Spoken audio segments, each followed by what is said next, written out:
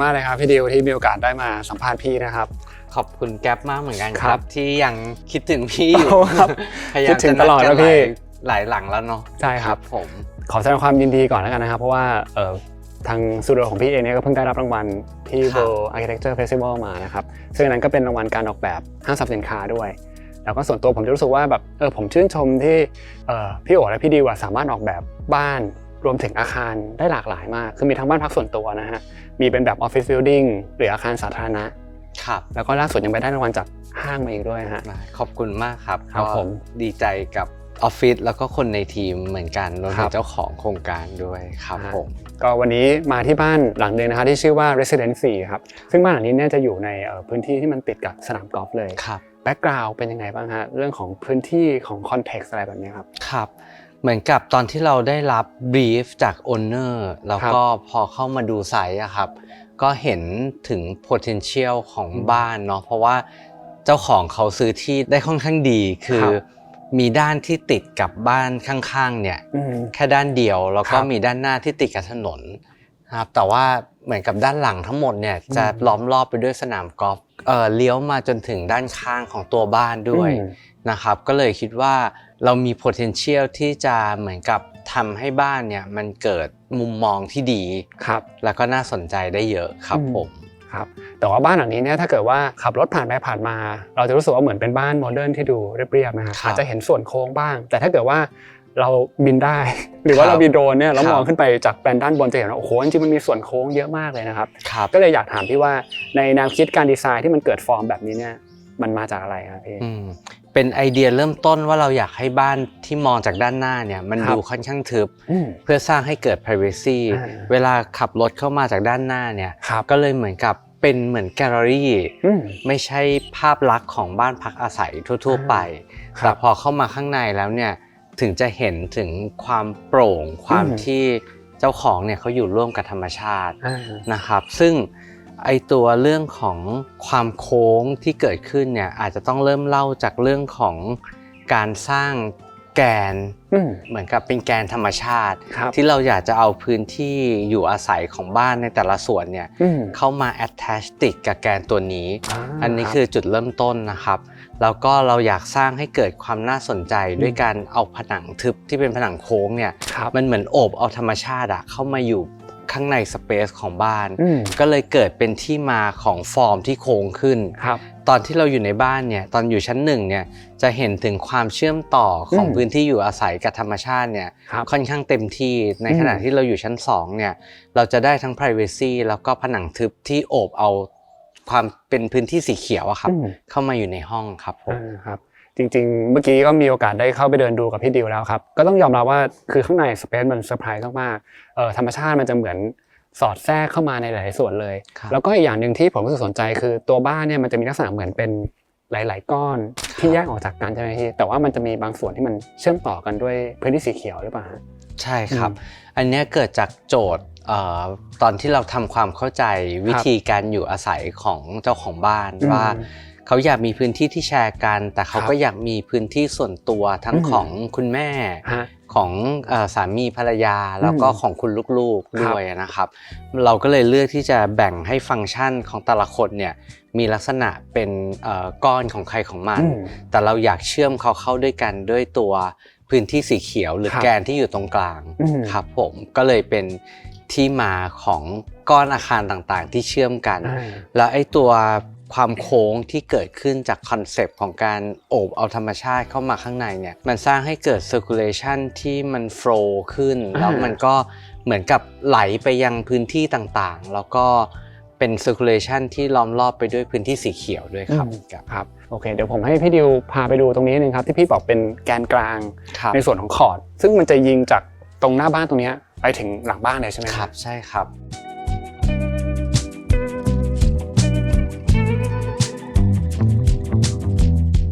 ก็ให้พี่ดิวพามาดูนะครับ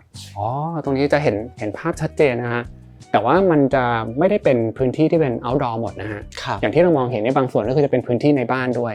เหมือนเป็นในนอกสลับกันไปแบบนี้ใช่ครับเราวิเคราะห์ตัวโปรแกรมของบ้านเนาะและขนาดของบ้านที่ค่อนข้างใหญ่ฟังก์ชันเยอะแล้วเราอยากให้แต่ละห้อง มันได้ทั้งแสงธรรมชาติแล้วก็ cross ventilation มันก็เลยเป็นที่มาว่ายังไงเราก็อยากที่จะทำคอร์ดให้กับบ้านหลังนี้แต่ด้วยความที่เจ้าของมีภาพในใจว่าคอร์ดมันดูแลรักษายากเราก็เลยทวิสต์จากความเป็นคอร์ดครับกลายมาเป็นเส้นก๋วยเตี๋ยวเป็นแกนที่เป็นพื้นที่สีเขียวซึ่งจริงๆแล้วจุดประสงค์หลักก็คือการที่สร้างให้เกิดcross ventilation แล้วก็เอาแสงธรรมชาติเข้ามาให้ทุกห้องมันสัมผัสกับพื้นที่สีเขียวก็เลยเป็นที่มาของแกนสีเขียวที่เป็นแนวนอนนะครับแล้วก็อย่างที่เล่าก่อนหน้านี้ในเรื่องของคอนเซปต์ว่าข้างบนเนี่ยมันก็จะเป็นเหมือนกับฟอร์มที่โค้งที่เป็น negative space ที่โอบเอาต้นไม้เข้ามาข้างในเนี่ยตัวพื้นที่ข้างล่างเนี่ยที่เป็น positive ก็จะเป็นเหมือนพื้นที่ในส่วน circulation ที่จะเชื่อมฟังก์ชันต่างๆเข้าด้วยกันและสร้างให้เกิดความรู้สึก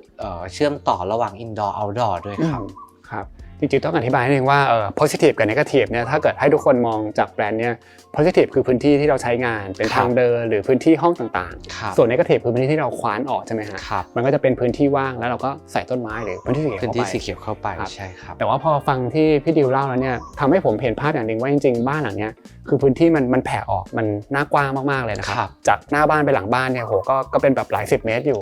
มันจะเกิดเป็นการคว้านแล้วก็ใส่พ็อกเก็ต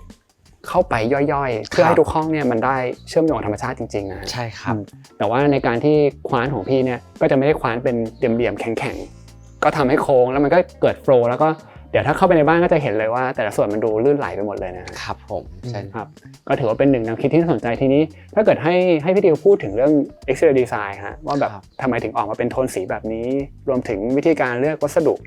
ครับเจ้าของเนี่ยก็ยังมีความเชื่อจริงๆบ้านนี้ก็มีเรื่องของห่วงจุ้ยนิดหน่อยแต่ว่าเบาๆนะครับเพราะงั้นเรื่องสีก็เป็นเรื่องหนึ่งที่ทำให้บ้านเนี่ยออกมาโทนสว่างนะครับแล้วก็มีความสบายสิ่งที่น่าสนใจคือบ้านนี้จะมี texture ที่เป็นลักษณะเป็นลอนโค้งๆนะครับซึ่งมันก็เกิดมาจากตัวคอนเซปต์เนี่ยแหละว่าพอเราได้ไอเดียในเรื่องของฟอร์มที่มันโค้งขึ้นมาเนี่ยเราอยากจะใช้ความโค้งเนี้ยเล่นไปกับสเปซหลายๆส่วนด้วยมันมาตั้งแต่ฟอร์มที่เป็นสเกลขนาดใหญ่ไปจนถึงอิเลเมนต์ทางสถาปัตยกรรมเช่นตัวบันไดหรือตัวฟิล์มกันแดดที่จะเห็นจากข้างนอกนะครับไปจนถึงดีเทลของเฟอร์นิเจอร์รั้วแล้วมาจนถึงสเกลของเท็กเจอร์ของผนังบ้านซึ่งน่าจะเป็นสเกลที่เล็กที่สุดทำให้บ้านเนี่ยแทนที่จะเรียบมันก็จะรู้สึกมีมิติขึ้นมาจากตัวผนังที่กรูฟนะครับแล้วจริงๆกรูฟเนี่ยในหลักการของ environmental design เนี่ยมันช่วยสร้างให้เกิด cell shading ในตัว texture ของมันเองมันเป็นการลดความร้อนได้ในส่วนหนึ่งด้วยอาจจะเป็นส่วนน้อยๆนะครับครับผมก็คืออย่างส่วนที่พี่ดิวบอกก็คืออย่างด้านหลังตรงนี้เป็นผนังฉาบเหมือนกันแต่ว่าเราจะมีการทำ texture ใช่ไหมครับก็คืออันนี้เหมือนเป็นลักษณะของเกรียงปาดอะไรแบบนี้ด้วยใช่ครับมันก็จะมีความเป็นงานฝีมือเป็นงานคราฟต์นิดหนึ่งด้วยครับผมซึ่งอันนี้ก็จะเป็นดีเทลในส่วนที่พี่บอกว่าเล็กที่สุดแต่ว่าเดี๋ยวเราก็จะเห็นลักษณะลอนโค้งๆหรือความโค้งแบบนี้เนี่ยตามไปในหลายๆส่วนเลยใช่แล้วครับทีนี้อย่างถ้าเกิดถามเพิ่มเติมว่าเวลาเรามองจากแปลนนี่ฮะจะเห็นว่าความโค้งของแต่ละแมสเนี่ยมันจะบิดทิศเดี๋ยวก็นอนตั้งซ้ายขวาอะไรแบบนี้ครับมันมีการคำนึงในเรื่องของทิศที่สัมพันธ์กับเรื่องของแสงแดดหรือว่าฟังก์ชันยังไงบ้างครับเป็น2เรื่องหนึ่งคือเรื่อง composition ครับการวางแมสที่มันขัดกันยังไงให้มันเกิดคอมโพสที่หรือสัดส่วนที่สวยงามอันนี้ก็อาจจะตอบคำถามเมื่อกี้ของแกร็บด้วยที่อยากให้อธิบายข้างหน้าเพิ่มเติมว่าพอมันเป็นก้อนที่ค่อนข้างทึบมีความเหมือนแกลเลอรี่เนี่ยไอ้เรื่องของสัดส่วนหรือจังหวะของแมสแต่ละก้อนเนี่ยมันก็จะมีความสำคัญที่ทำให้บ้านมันเกิดความสวยงามขึ้นมาจากแมสที่ทึบนะครับกับอีกส่วนหนึ่งเหตุผลหนึ่งเนี่ยก็คือเรื่องของมุมมองก้อนบางก้อนที่ถูกบิดอีกดิเรกชันหนึ่งเนี่ยมันเป็นเหมือนการยื่นเข้าไปหาสวนหรือยื่นเข้าไปหามุมมองที่เป็นสนามกอล์ฟข้างหลังอะไรอย่างเงี้ยครับเป็น2เหตุผลนั้นที่สร้างให้เกิดแมสของบ้านหลังนี้ขึ้นมาครับผมให้พี่ดิวเล่าถึงการดีไซน์พื้นที่ด้านหน้าบริเวณที่จอดรถ drop off แล้วก็อย่างตรงนี้มันจะมีส่วนทางเดินที่เข้ามาอย่างตัวบ้านได้นิดนึงนะครับครับผมตัวพื้นที่ drop off ข้างหน้าเนี่ยครับมีฟังก์ชันที่ประกอบไปด้วยส่วน drop off ที่เจ้าของเขาจะเข้ามาได้โดยไม่เปียกฝนเนาะแล้วก็ตัวเป็นพื้นที่จอดรถประมาณ 4-5 คันนะครับซึ่งตัวดีไซน์ของเราเนี่ยก็เอาส่วนของผนังโค้งเนี่ยมาใช้เป็นการเหมือนกับดึงมุมมองดึงสายตาเข้ามาหาตัวประตูทางเข้าที่เป็นทางเข้าหลักนะครับแล้วก็จะมีผนังเนี่ยที่โค้งต่อเนื่องกันเพื่อให้เห็นถึงความสำคัญของแกนตัวนี้ที่เชื่อมฟังก์ชันต่างๆของบ้านเข้าด้วยกันด้วยนะครับในขณะเดียวกันเนี่ยตรงที่จอดรถเนี่ยเราก็อยากสร้างให้เกิดเหมือนกับ first impression ตอนที่เข้ามาในบ้านเนาะก็เลยเอาผนังโค้งที่ถูกคว้านเอาสเปซออกเป็นเนกาทีฟเนี่ยเพื่อให้ธรรมชาติมีต้นไม้เนี่ยเข้าไปอยู่ตรงนั้นและให้มันเกิดความงามที่เกิดจากต้นไม้แล้วก็แสงเงาที่มันตกกระทบบนผนังนะครับสร้างให้เกิดเป็น first impression ที่จะเป็นตัวที่ดึงให้ owner เนี่ยเดินเข้ามายังตัว sub entrance ที่จะมีหลังคากระจกเนี่ยอยู่เพื่อให้ไม่เปียกฝนได้ครับผมครับโอเคฮะเดี๋ยวจากตรงนี้เราจะเข้าไปดูภายในตัวบ้านกันนะครับครับ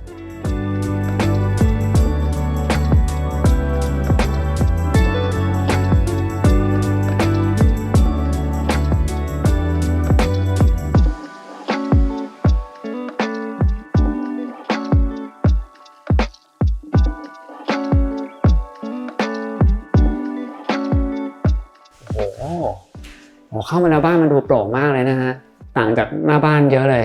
ตอนนี้ก็มาอยู่กับเป็นน้องๆในทีมของ Studio Architect นะครับก็จะเป็นน้องวีนกับน้องหวานะครับก็รับช่วงต่อมาจากพี่ดิวพอเข้ามาแล้วพี่รู้สึกมันเซอร์ไพรส์มากๆนะครับกับเรื่องของ Space นะก็จะเห็นว่าเรารู้สึกว่ามันใกล้ชิดธรรมชาติแล้วก็ขอดมันโอบล้อมมากๆเลยแต่ว่าเดี๋ยวให้วีนกับหวาเนี่ยเล่าถึงเป็นแปลนโดยรวมของชั้นหนึ่งก่อนละกันครับผมก็เริ่มจากตัวโถงทางเข้าครับตัวนี้จะเป็นแกนหลักของบ้านที่จะเชื่อมเข้ามาจนถึงตัว circulation ด้านในครับโถงทางเข้าเนี่ยก็จะผสานกับทางเดินกลางบ้านซึ่งจะมีตัว landscape เนี่ย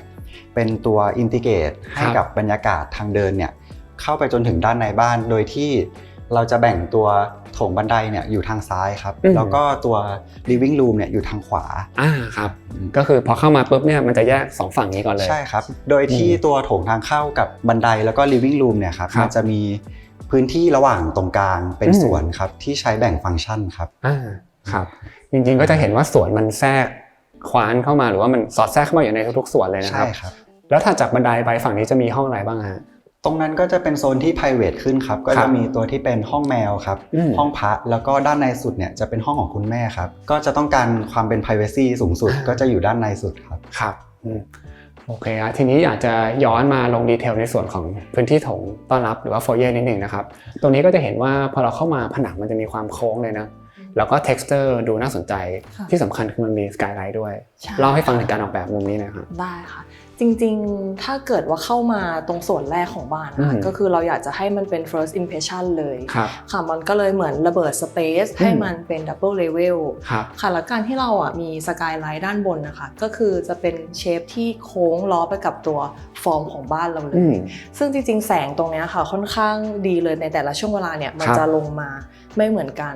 มันจะได้ experience ตรงเนี้ยแตกต่างกันไปใช่ค่ะทำให้โถงตรงเนี้ยมันเหมือนแบบมีชีวิตชีวาอยู่ตลอดเวลาและในส่วนของผนังเนี่ยเราดีไซน์เป็นยังไงบ้างครับจะเห็นว่ามี texture ที่ต่างกันในระหว่าง2ฝั่งใช่ค่ะจริงๆแล้วด้านในอะค่ะคือตัวผนัง texture ด้านนอกนะคะถ้าเกิดสังเกตดูเนี่ยจะเห็นว่ามันเป็นร่อง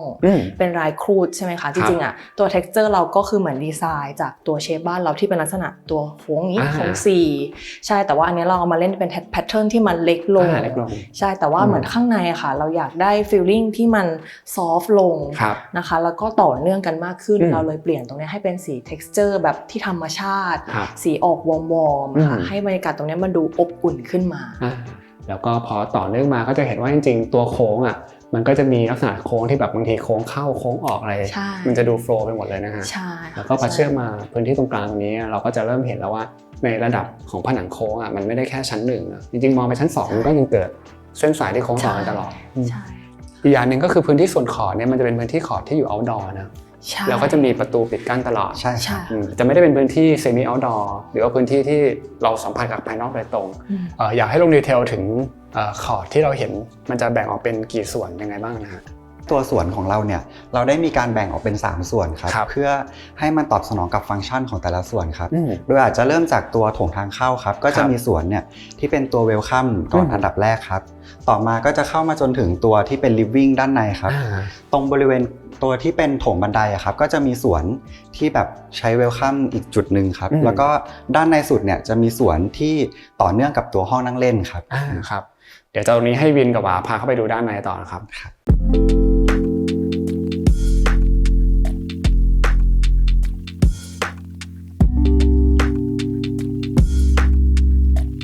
ตอนนี้เราก็เดินเข้ามา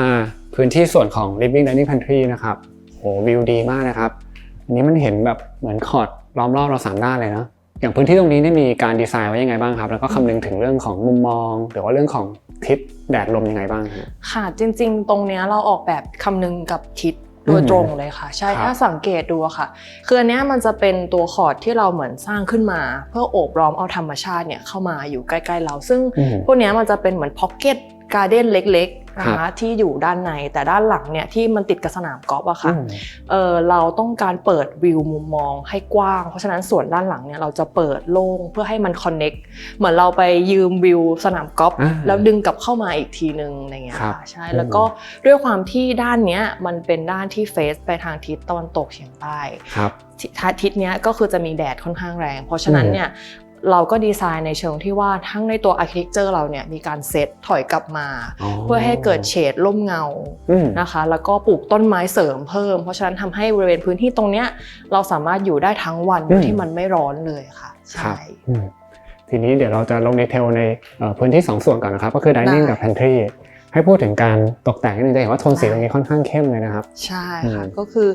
พอเราเข้ามาที่สเปซตรงนี้นะคะตรงนี้มันจะเป็นการจัดวางแปลนแบบ Open Plan เนาะก็คือจะมีตั้งแต่ตัว Living Dining แล้วก็มาจบที่ Pantry แล้วด้านหลังของเราเนี่ยก็จะเป็นส่วนครัวไทยใช่ค่ะจริงๆไอตัวที่สีเข้มเนี่ยเป็นความชอบส่วนตัวของทางลูกค้าด้วยค่ะใช่ที่เขาจะชอบโทนสีเข้มแต่ว่าเรายังไม่ได้อยากให้บ้านเนี่ยมันดูเข้มหรือดูขรึมเกินเรายังอยากให้ห้องเนี้ยภาพรวมโดยรวมอะค่ะมันยังดูรีแลกซ์ดูสบายอะไรเงี้ยค่ะเราก็จะเพิ่มความเป็นสีเบจสีเทาอ่อนอะไรเงี้ยค่ะเข้ามาทำให้ห้องนี้มันค่อนข้างกลมกล่อมแล้วก็เข้ากับธรรมชาติโดยรอบทั้ง3ด้านแล้วก็ตรงนี้จะมีประตู2บานนะครับทางนั้นก็คือเป็นห้องน้ำ powder room ใช่ไหมครับแล้วก็อันนี้ก็คืออย่างที่บอกคือเปิดไปก็จะเป็นพื้นที่ส่วนครัวแล้วซึ่งครัวนี้ก็จะไปคอนเนคกับทางเข้าที่อยู่ทางด้านหน้าตรงที่จอดรถได้ใช่ไหมครับใช่ค่ะครับอันนี้คือประตูสีดำ2บานนะครับประตูอีก1บานอันนี้คือเป็นลายไม้อันนี้เป็นห้องอะไรนะครับส่วนตรงนั้นจะเป็นห้องเล่นดนตรีของเจ้าของบ้านครับครับถ้าเกิดดูจากสกรีนสีโดยรวมของอินทีเรียครับเราจะไล่ตั้งแต่แบบสีอ่อนมายันสีเข้มใช่ไหมครับแต่ถ้าเกิดสมมุติเราเลี้ยวไปทางซ้ายอะครับแล้วไปเป็นห้องดนตรีปุ๊บข้างในนั้นเนี่ยจะเป็นสีดำเข้มเลยครับเพราะว่าเป็นความชอบส่วนตัวของเจ้าของบ้านครับแล้วก็ลักษณะภายในห้องดนตรีเนี่ยก็จะมีลักษณะคล้ายๆกับแมนเคฟครับใช่ก็จะมีทั้งบาร์แล้วก็ห้องดนตรีรวมกันครับ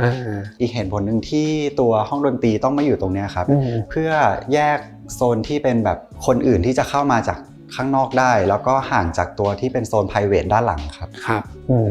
เพราะว่ามันอาจจะมีเรื่องของเสียงเวลาทำแล้วก็ดนตรีอะไรอย่างเงี้ยนะแล้วก็เจ้าของบ้านเนี่ยจะมีแบบเพื่อนเยอะอาจจะมาปาร์ตี้บริเวณนี้เยอะครับอาจจะก็จะไม่รบกวนกับโซนที่เป็นของคุณแม่ครับ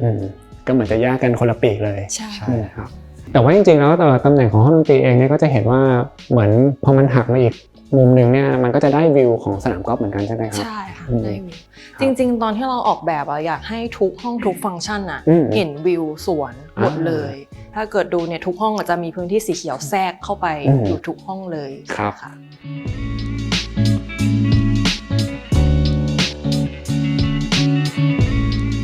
ตอนนี้วินกับหวาก็พามาที่มุม living นะครับซึ่งเป็นมุมหนึ่งที่พี่ว่าโหสวยเลยครับคือฝั่งนี้เรามองไปก็จะเห็นเป็นสวนที่เราสร้างขึ้นมานะก็มีบ่อปลานะครับแต่ส่วนด้านนี้มุมมองก็จะแบบโหลึกๆเข้าไปเชื่อมไปกับสนามกอล์ฟได้เลย จริงๆตรงส่วน living room อะค่ะก็คือเราตั้งใจที่จะให้มันมีช่องเปิดเนี่ยทั้งหมดแบบ3ด้านเลยแต่ว่า experience ของแต่ละด้านอะจะให้แตกต่างกันใช่ค่ะตามฟังก์ชันการใช้งานเลยอย่างเวลาที่เรานั่งเนี่ยอยู่ในโซน living ใช่ไหมคะระดับที่เรานั่งอยู่เนี่ยมันจะเป็นระดับที่เตี้ยลงเนาะเพราะฉะนั้นทางด้านที่อยู่ตรงบริเวณที่ขอดโค้งที่เราสร้างขึ้นมาเนี่ยเราก็จะเหมือนแบบทำช่องเปิดกระจกขึ้นมาจากพื้นให้มันอยู่ในระดับสายตาแล้วก็จะได้เห็นส่วนในระดับเลเวลที่มันถูกกดลงมันจะให้ความรู้สึกที่โคซี่ขึ้นโดยอัตโนมัติเลยใช่ค่ะแล้วก็ถ้าเกิดเรามาอยู่ทางด้านหน้าตรงนี้เราจะเห็นว่าตรงนี้เราจะเป็นใช้เป็นกระจกทั้งแนวเลย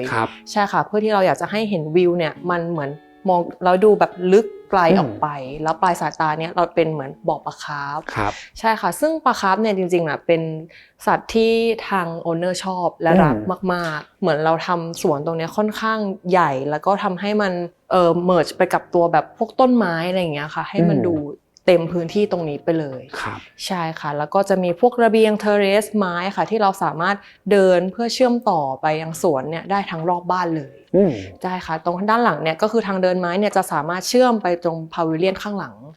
ได้เหมือนกันตรงนั้นคือจะมีเป็นพาวิเลียนอยู่นะครับใช่ค่ะหรือแม้กระทั่งว่าเรานั่งฝั่งนี้แล้วเรามองกลับไปทางด้านสนามกอล์ฟเนี่ยก็จะเป็นวิวแบบกว้างๆของสนามกอล์ฟโล่งๆสบายไปอีกแบบนึงค่ะ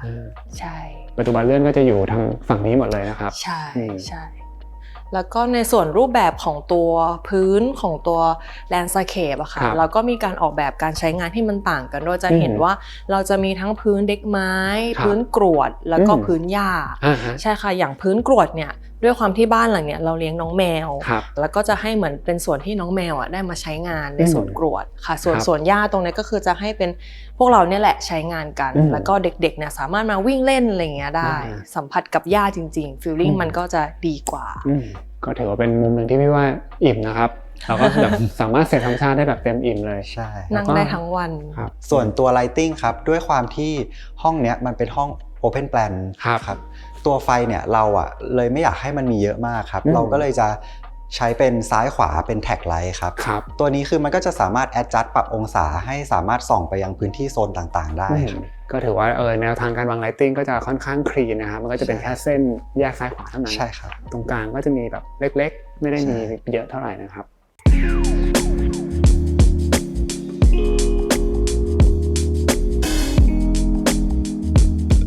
จากส่วนของ living dining นะครับตอนนี้เราจะเดินเชื่อมไปอีกปีกหนึ่งทางฝั่งหน้าบ้านนะก็จะมีพื้นที่ตรงนี้นะครับที่เราสามารถจะเปิดประตูบานเลื่อนแล้วก็ออกมาได้ก็จะเป็นแบบ semi outdoor นะได้สัมผัสกับสวนธรรมชาติเลยใช่ค่ะถ้าเกิดเราอยู่ตรงบริเวณตรงนี้มันคือแกนกลางของบ้านเลยจะเห็นได้ชัดเลยค่ะว่าตัวโค้งเนี่ยมันจะอยู่เรียงกันเป็น3โค้งอย่างนี้เลยเห็นได้ชัดเลยตั้งแต่เลเวลเตี้ยต้นไม้สูงไปจนถึงหน้าบ้านใช่ค่ะความพิเศษของตัวภาษาที่เกิดขึ้นตรงนี้ครับก็จะมีไปจนถึงตัวพื้นที่เราใช้พื้นเป็นพื้นโค้งครับแล้วก็ตัวผนังโค้งที่อยู่ด้านนี้ครับตัวเนี้ยมันจะเล่นโวลุ่มไปจนถึงด้านบนเลยครับที่เราก็จะเห็นตัวผนังโค้งต่อเนื่องจากด้านล่างขึ้นไปจนถึงด้านบนครับพี่รู้สึกว่าไอ้ความโค้งเนี่ยมันเกิดขึ้นในหลายๆจุดจริงๆเกิดความลื่นไหลด้วยแล้วก็พยายามจะแทรกเข้าไปในหลายๆอิเลเมนต์นะครับโอเคครับเดี๋ยวเราไปดูส่วนอื่นต่อครับ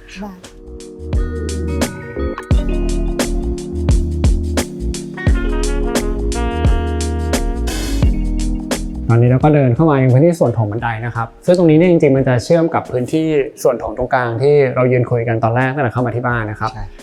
ซึ่งตรงนี้เองก็เปรียบเสมือนเป็นอีกหนึ่งจุดศูนย์กลางเหมือนกันนะที่มันจะกระจายไปยังหลายๆมุมของบ้านนะครับแล้วก็จุดที่เราจะมาดูตรงนี้เนี่ยมันจะเป็นปีกทางฝั่งหน้าบ้านแล้วก็เป็นส่วนที่ลึกเข้ามาหน่อยนะครับซึ่งห้องแรกที่เราจะเจอเนี่ยก็จะเป็นห้องนี้เห็นผนังโค้งๆแบบนี้ข้างในเป็นห้องอะไรครับตรงบริเวณเนี้ยครับข้างในจะเป็นห้องทีวีครับแล้วก็อันนี้จะเป็นห้องแรกครับที่เวลาเราเดินเข้ามาเราจะเจอกับตัวผนังโค้งซึ่งเราตั้งใจที่จะสร้างความประทับใจแรกให้ผนังโค้งครับมัน define function บางอย่างครับจริงๆแล้วก็ถือเป็นห้อง multi purpose ครับเพราะว่าส่วนหนึ่งของในห้องทีวีเนี่ยเราจะใช้เป็นพื้นที่เก็บสมุนไพรของคุณแม่ด้วยครับโดยที่ตัว landscape ครับเราจะprovide ส่วนหนึ่งให้สำหรับเป็นสวนสมุนไพรครับแล้วก็ด้านในเองผนังก็จะโค้งเหมือนกันเลยใช่ไหมฮะใช่ครับองศาเดียวกับด้านนอกครับแล้วก็มันจะมีส่วนหนึ่งของห้องที่สามารถจะเปิดประตูบานเลื่อนออกคอนเนคไปยังพื้นที่สวนด้านข้างบ้านได้ด้วยใช่ครับแล้วก็ถัดจาก ห้องทีวีตรงนี้นะครับก็จะมีเป็นทางเดินซึ่งเป็นเหมือนถงทางเดินยาวๆเลยนะแล้วก็แตกออกสู่ห้องต่างๆที่เรียงตัวอยู่ทางฝั่งหน้าบ้านตรงนี้จะเป็นส่วนที่ private ที่สุดของบ้านครับจะอยู่ลึกที่สุดแต่ว่าอยู่หน้าบ้านครับโดยจะไล่จากตัวห้องแมวครับห้องแมวปุ๊บแล้วก็จะเป็นห้องสำหรับเด็กครับมีห้องพระแล้วก็ห้องด้านในสุดเนี่ยจะเป็นห้องของคุณแม่ครับโดยที่ตัวบริเวณเนี้ยครับแม้ว่ามันจะอยู่หน้าบ้านนะครับแต่ว่าเวลาเรามองจากถนนฝั่งหน้าบ้านนะครับจะเป็นผนังทึบเกือบทั้งหมดเลยครับเพื่อ privacy ครับแล้วก็ตัวโซนเนี้ยมันจะหันหน้าเข้าสู่สวนด้านในครับโดยที่แต่ละห้องอะครับก็จะยังมีสวน individual เป็นของตัวเองครับอย่างเช่นห้องแมวตรงบริเวณเนี้ยครับก็จะมีสวนที่เป็นเหมือนสวนกวดตรงเนี้ยจะ allow ให้น้องแมวเนี่ยสามารถออกมาเดินเล่นได้ครับโดยที่เราก็มีการทำตัวรั้วเตี้ยๆเนี่ยกั้นไม่ให้น้องแมวสามารถออกไปนอกบ้านได้ครับผมอย่างดีเทลของห้องน้องแมวเนี่ยตัวเฟอร์นิเจอร์ต่างๆข้างในก็จะเป็นโค้งๆตามไปด้วยเหมือนกันนะครับก็จะมีเป็นเหมือนเอลิเมนต์เล็กๆครับที่เราพยายามใช้ภาษาของบ้านนะครับแอพพลายไปจนถึงระดับของบิวอินครับแล้วก็นอกจากตัวระดับของบิวอินเนี่ยเราก็แอพพลายไปยันเอลิเมนต์ที่เป็นอ็อบเจกต์ของน้องแมวเลยครับอย่างพวกตัวที่ฝนเล็บหรือเป็นบ้านของแมวเนี่ยครับเราก็พยายามใส่ตัวภาษาของบ้านเนี่ยลงไปเพื่อความสนุกของตัวชิ้นงานครับแล้วก็ตรงบริเวณด้านหน้าบ้านนะครับจะมีเป็นช่องเล็กๆครับซึ่งพอดีกับตัวแมวครับที่สามารถที่จะให้เขาเนี่ยมองไปยังหน้าบ้านได้ด้วยอ๋อโอ้อันนี้ก็เป็นวอยเล็กๆแบบน่ารักเลยนะครับทีนี้ในส่วนของความโค้งตรงนี้มันจะมี1 element ที่พี่ดิวมีเกริ่นให้พี่ฟังว่ามันก็เป็น element เล็กๆแต่ว่าเราให้ความสำคัญก็คือรั้วหน้าบ้านมันก็จะเป็นโค้งๆเหมือนกันแต่เห็นว่าจะมีการเล่นดีเทลแบบโค้งเข้าโค้งออกอะไรอย่างนี้ใช่ไหมครับใช่ครับโดยที่ตัวดีเทลของรั้วหน้าบ้านนะครับมันจะสัมพันธ์กับภาษาของบ้านครับตรงจุดที่เป็นผนังทึบอะครับรั้วเนี่ยเราจะเปิดคือมันจะสามารถเว้นแกปมองจากภายนอกเข้ามาสู่ภายในได้แต่พอมองผ่านมาปุ๊บเนี่ยก็จะเจอผนังครับแต่ส่วนที่เป็นคอร์ดที่ค่อนข้างเปิดโล่งอย่างเงี้ยครับเราจะเพิ่มความถี่ของตัวโค้งเนี่ยให้เป็นครึ่งวงกลมหันหน้าเข้าหากันครับทำให้แบบเวลามองจากหน้าบ้านเนี่ยจะไม่เห็นตัวคอร์ดครับเพิ่มความ privacy ให้กับคนที่อยู่ภายในบ้านนะครับดังนั้นถ้าเกิดว่าเราไปเดินไล่ดูตามแนวรั้วเนี่ยจะเห็นว่ามีทั้งส่วนที่โปร่งแล้วก็ส่วนที่ทึบหน่อยซึ่งมันจะสัมพันธ์กับสเปซด้านในนี่แหละใช่ค่ะครับโอเคครับทีนี้เดี๋ยวเราจะขึ้นไปชั้น2แล้วให้เล่าถึงบันไดนิดนึงครับเพราะว่ามันก็มีความน่าสนใจทั้งเรื่องของฟอร์มโค้งนะแล้วก็วัสดุหลากหลายมากเลยครับค่ะจริงๆตัวบันไดถือว่าเป็นพระเอกของสเปซนี้เลยจริงๆความท้าทายมันเริ่มตั้งแต่ตัวสตรัคเจอร์เลยสตรัคเจอร์อันนี้ค่อนข้างโหดอยู่ค่ะเพราะมันเป็นการพับพาขึ้นไปแบบไฟล์แบบรอบเดียวเลยใช่ค่ะแล้วก็วัสดุที่เราเอามาใช้ค่ะก็คือจะใช้ให้เหมือนถ้าเห็นสังเกตตัวเรากันตกเนาะจะมีด้านนึงเป็นกระจกด้านนึงเป็นทึบนะคะเหมือนตัวกระจกเนี่ยคือเรายังอยากให้เหมือนเวลาคนที่เราเดินขึ้นชั้น2เนี่ยเรายังเห็นคอนเน็กกับสเปซด้านล่างอยู่เพราะฉะนั้นเราก็เลยเลือกเป็นตัวกระจกนะคะส่วนด้านข้างตรงนี้คือด้วยความที่เราอยากจะเน้นเชฟของตัวบันไดอะค่ะให้มันเห็นถึงความโค้งให้มันชัดขึ้นเราเลยทำให้มัน solid แล้วก็ใช้วัสดุเป็นไม้วีเนียร์เพื่อให้อันนี้มันได้ความรู้สึกวอร์มใช่ค่ะอย่างฝั่งนี้เองที่เป็นกระจกเนี่ยเวลาเดินขึ้นคนที่อยู่ในสวนกินข้าวก็มองมาเห็นนะใช่ใช่ใช่เรายังอยากให้เห็นคอนเน็กขึ้นไปถึงชั้น2ค่ะใช่และส่วนของตัวลูกตั้งลูกนอนพื้นของบันไดอะครับค่ะอันนี้จะใช้เป็นหินโทนสีอ่อนค่ะเพื่อให้ยังเป็นใช้อยู่ในโทนเดียวกับตัวพื้นของเราใช่ค่ะแต่ว่าเหมือนอยากตัดตัวแมททีเรียลเนี่ยให้มันเหมือนป๊อปขึ้นมาใช่ค่ะครับแล้วก็ตรงนี้เรามีเหมือนเป็นแพลตฟอร์มหรือเบสสเต็ปขึ้นมาก่อนทีนึงด้วยนะใช่เหมือนเป็นการถ่ายระดับก่อนขึ้นไปสู่ชั้นบนค่ะใช่โอเคฮะเดี๋ยวเราขึ้นไปดูชั้นบนกันนะครับ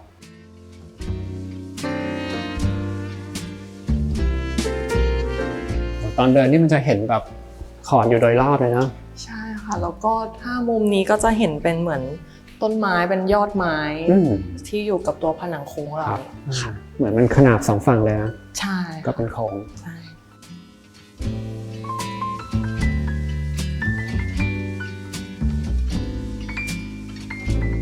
อันนี้ก็เดินขึ้นมาชั้น2แล้วนะครับโอ้ตรงนี้สวยเลยครับนี่มันคือเป็นคอร์ดในห้องน้ำใช่ไหมฮะใช่ค่ะเป็นคอร์ดที่เหมือนเราขึ้นมาตรงนี้จะเหมือนเป็นตัวกัน privacy ระดับหนึ่งแต่ว่าเรายังเห็นเงาของต้นไม้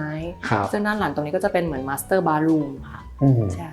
โอเคครับเดี๋ยวเราเข้าไปดูในมาสเตอร์กันนะครับ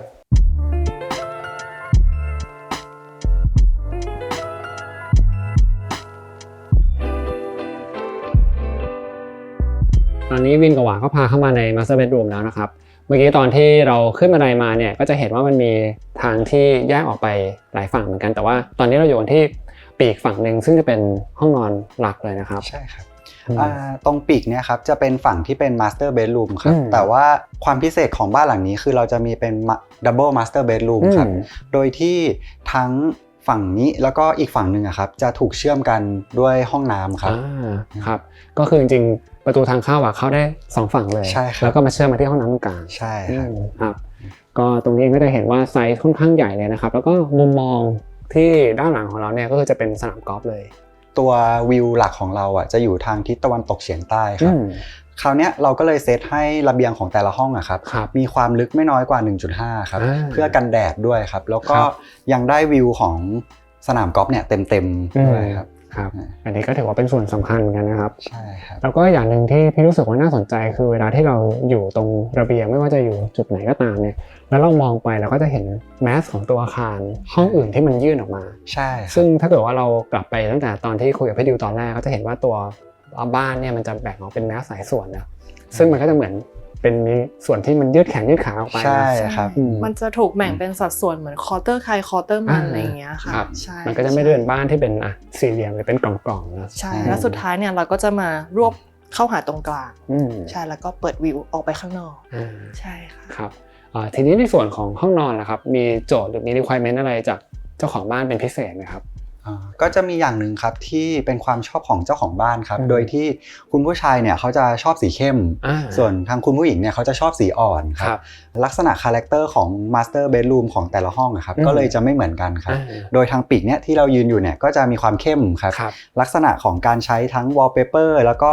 ตัวเฟอร์นิเจอร์ทั้งหลายแหล่เนี่ยก็จะมีความแบบลิฟต์ความเข้มขึ้นมานิดนึงครับถ้าอย่างเป็นส่วนอีกปีกหนึ่งอะค่ะก็คือจะใช้ในโทนแบบสี natural tone แล้วก็จะมีการใช้ความโค้งเข้ามาอยู่ในตัวบริเวณส่วนหัวเตียงอะไรอย่างเงี้ยค่ะใช่สีก็จะแตกต่างกันมูดแตกต่างกันใช่ค่ะทีนี้การจะเข้าไปห้องน้ำตอนแรกพี่ก็หาทางเข้าไม่เจอเหมือนกันนะเพราะว่าเหมือนมันเนียนไปกับตัวตู้นะครับตัวตู้ใช่ตรงตู้ของฝั่งห้องคุณผู้ชายครับก็จะมีการซ่อนบานเปิดเอาไว้ครับเวลามันปิดทึบเนี่ยมันก็จะดูไม่ออกเลยว่าเป็นห้องน้ำอยู่ด้านในครับครับ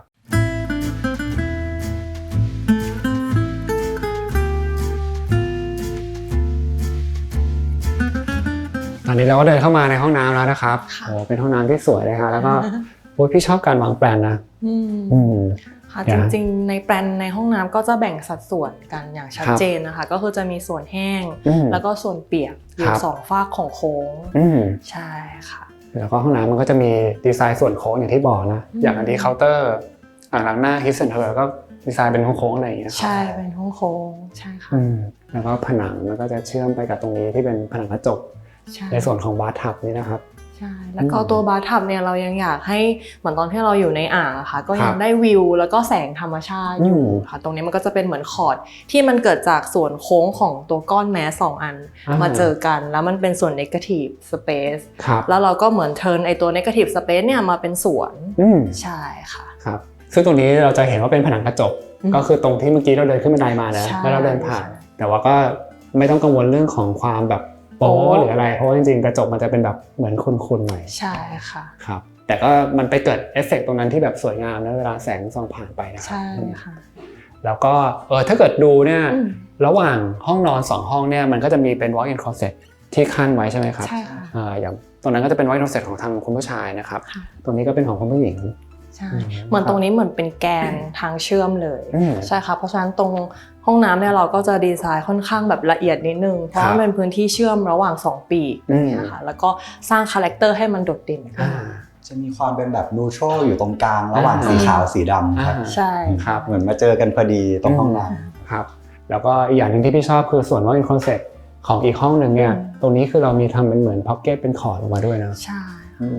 ตรงนี้ก็จะได้แสงธรรมชาติค่ะแล้วก็สามารถเปิดประตูให้มันมี cross ventilation ได้ด้วยค่ะ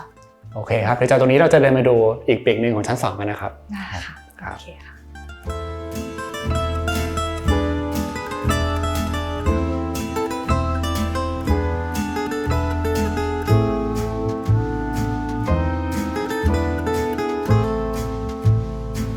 จาก Master Bedroom ครับเราก็เดินต่อเนื่องมาห้องนี้เนี่ยอยู่ประมาณแบบกลางบ้านเลยใช่ อันนี้เป็นห้องอะไรครับตรงนี้ก็จะเป็นเหมือนสวนนั่งเล่นที่อยู่บริเวณชั้น2ค่ะเหมื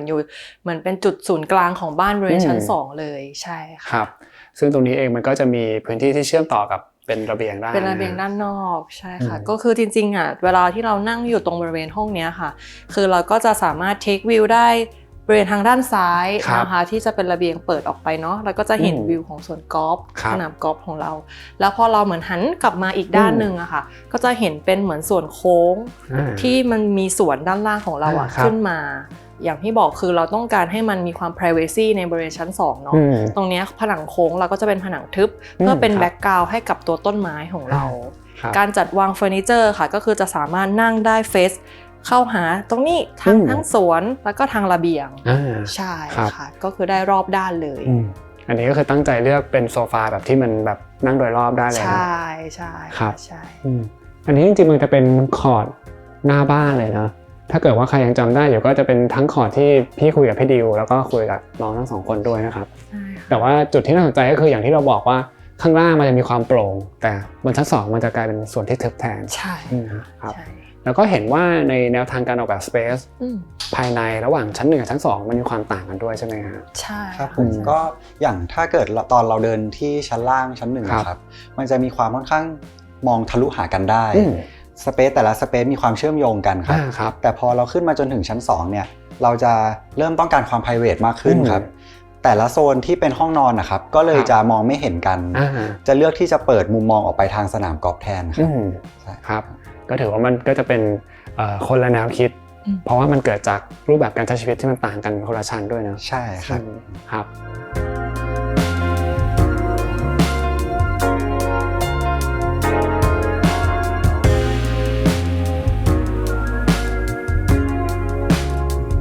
จากห้อง living หรือว่าห้อง family ครับเราก็เดินผ่านมานะครับตรงนี้มันจะเป็นอีกปีกหนึ่งแล้ว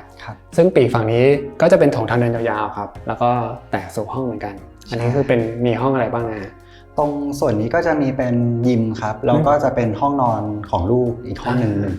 ครับซึ่งก็เป็นห้องนอนที่มีห้องน้ำในตัวเหมือนกันนะใช่ครับทั้ง2ห้องนี้จะเฟซไปทางสนามกอล์ฟทั้งคู่เลยครับครับ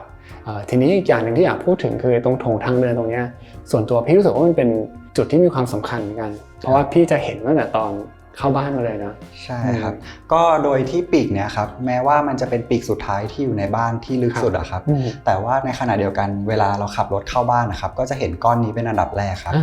ด้วยโลจิกเนี่ยครับเราก็เลยหันให้ตัวห้องนอนกับตัวยิมนะครับหันไปทางสนามกอล์ฟเพียงอย่างเดียวครับโดยที่จุดที่เวลาเราขับรถหรือเราเข้ามาในบ้านนะครับเราก็จะเห็นแค่โถงทางเดินที่เห็นตัว texture wall ของบ้านครับครับคือเวลาเรามองจากหน้าบ้านเข้ามาตรงนี้จะเป็นจุดที่เหมือนมันแบบมันโปร่งที่สุดเลยนะส่วนอื่นจะค่อนข้างทึบนะฮะตัวนี้เราจะเห็นความเคลื่อนไหวแต่มันก็ยังเป็นส่วนที่ถึงแม้จะโปร่งแต่ก็ยังแบบยัง private อยู่ดีใช่ครับเหมือนยังยอมให้เห็นบางส่วนของผนังบ้านข้างในอะค่ะเพื่อยังให้เห็นเชฟบ้านที่มันมีความโค้งอยู่ตรงนี้ใช่ครับแล้วก็อย่างผนังจริงๆอาจจะไม่ได้พูดถึงนะแต่ว่าในหลายๆส่วนอะก็จะเห็นว่ามันยังคงเป็นลักษณะเดียวกันกับภายนอกนะใช่ค่ะผนังก้อนที่มันมีลักษณะโค้งเนี่ยเราจะใช้เป็น texture โค้งเหมือนกันใช่ค่ะเพื่อแยกแมสกับก้อนที่มันเป็นสี่เหลี่ยมปกติธรรมดาใช่อันนั้นก็คือจะเป็นฉับเรียบทาสีใช่ครับพอดีพี่มองไปด้านหลังเห็นส่วนของเป็นหลังคาดาดฟ้านิดนึงนะครับอยากรู้ว่าตัวโครงสร้างมันเป็นยังไงครับอันนี้คือเป็นโซลาร์สแลบอะไรอย่างนี้ป่ะใช่ค่ะเป็นโซลาร์สแลบที่เราเลือกใช้อะค่ะเพราะว่าเหมือนโซลาร์สแลบอะมันจะช่วยลดความร้อนที่มันลงมาสู่หลังคาเนี่ยได้ประมาณแบบ 3-5 องศาเลยค่ะใช่ก็จะช่วยลดความร้อนให้กับตัวบ้านด้วยใช่ค่ะซึ่งทุกแมสก็จะเป็นโซลาร์สแลบแบบนี้ได้เลยใช่ใช่ใช่ครับ